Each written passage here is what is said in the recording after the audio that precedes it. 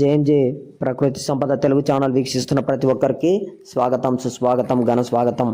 ఈరోజు మనం ఒక ముఖ్య విషయం తెలుసుకుంటున్నాము. ఏమిటి అంటే, ఈ తెలంగాణ ప్రభుత్వం ప్రవేశపెట్టిన హైడ్రా వల్ల భూగర్భ జలాలు పెరుగుతాయా అంటే పెరుగుతాయి అని చెప్పవచ్చు. అది ఏ విధంగా అంటే, మన పూర్వీకులు చూసినట్లయితే ఎక్కడైతే పట్టణ ప్రాంతాలు, పల్లె ప్రాంతాలు ఉన్న చోట తప్పకుండా బావులు, చెరువులు, కుంటలు, కాలువలు ఈ విధంగా అనేక రకాలుగా వాళ్ళు తయారు చేశారు.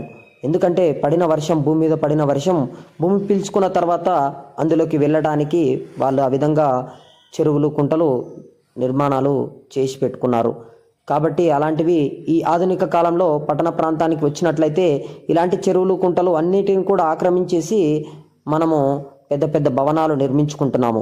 ఈ హైడ్రా అంటే ధనికులు, పేదలు, ఉన్న లేని, మధ్యతరగతి అనే తారతమ్యం లేకుండా ప్రతి ఒక్కరిని కూడా సమానంగా చూసే ఒక గొప్ప ప్రాజెక్టే హైడ్రా.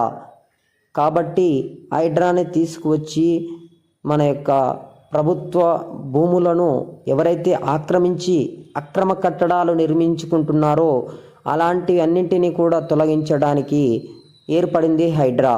కాబట్టి హైడ్రా ఒక గొప్ప ప్రాజెక్టుగా చెప్పవచ్చు. ఎందుకంటే మనం ఈ విధంగా భవనాలు నిర్మించుకోవడం వల్ల వర్షాలు పడినప్పుడు భూమి నీళ్లు పీల్చుకోకుండా, చెరువులు, కుంటలు లేకపోవడం వల్ల ఆ నీళ్ళన్నీ కూడా అలాగే మన ఇళ్లల్లో ఉండిపోవడం, వరదలు రావడం, చాలామంది ప్రాణాలు కోల్పోవడం, నిరాశ్రయులుగా మెలగడం జరుగుతుంది. కాబట్టి అలాంటివి జరగకుండా కాపాడటానికి ఈ హైడ్రా అనే ఒక ప్రాజెక్టు తీసుకువచ్చి చాలా గొప్ప పని చేశారు. ఈ హైడ్రా వల్ల అక్రమ కట్టడాలు తొలగించి నీళ్లు యథావిధిగా ప్రకృతి నుండి వర్షాధారంగా వచ్చిన ప్రతి నీటి చుక్కను కూడా కాపాడటం వల్ల భూగర్భ జలాలు చాలా మటుకు పెరుగుతాయి. కాబట్టి మనం కూడా ప్రతి ఒక్కరం ఈ ప్రభుత్వాలకు సహకరించాలి.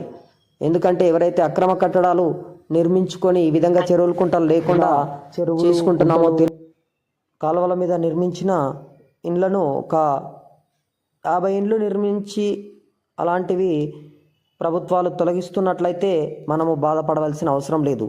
ఎందుకంటే వరదలు, పెను విపత్తులు సంభవించినప్పుడు వేలాది మంది నిరాశ్రయులు కావడం, ఎంతోమంది అలా వరదలలో చిక్కుకొని అల్లాడిపోవడం జరుగుతుంది. మనము పక్క రాష్ట్రాలను చూసాము. ఈ మధ్య మన తెలుగు రాష్ట్రాల్లో కూడా ఈ విధంగా ఆంధ్రాలో సంభవించడం జరిగింది. కాబట్టి ఇలాంటి ప్రకృతి విపత్తులు మన భారతదేశంలో ఎంతో సంభవించాయి. అలాంటిది మన తెలంగాణకి రాకుండా మన ప్రభుత్వాలు ఎంతో శ్రమిస్తున్నాయి. కాబట్టి మనము ఈ అక్రమ కట్టడాలు ఎవరైతే నిర్మించారో వాళ్ళని తొలగిస్తున్నంత మాత్రాన మనము 10 మంది నష్టపోతురు అని చెప్పేసి మనము బాధపడవద్దు. తర్వాత ఈ ప్రకృతి విపత్తు వస్తే కొన్ని వేల మంది, లక్షల మంది బాధపడవలసి వస్తుంది. కాబట్టి మనం కూడా ముందుగానే జాగ్రత్త వహించి ఇలాంటి ప్రాంతాలలో ఎవరు కూడా ప్లాట్లు కానీ, భూములు కానీ కొనకుండా జాగ్రత్త వహిస్తారని నేను కోరుకుంటూ, ఇలాంటి వీడియో ప్రతి ఒక్కరికి కూడా అందాలని నేను కోరుకుంటూ మన